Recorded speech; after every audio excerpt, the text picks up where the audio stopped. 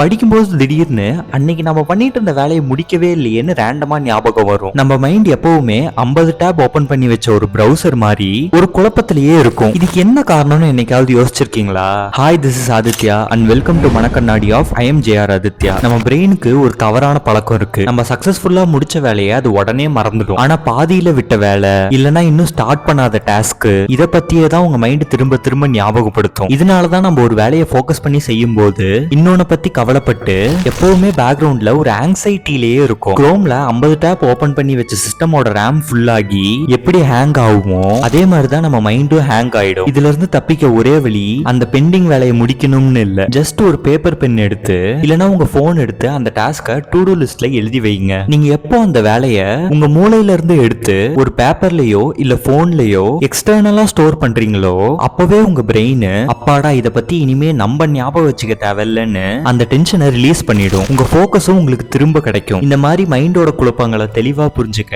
I am JR ஆதித்யாவை follow பண்ணுங்க.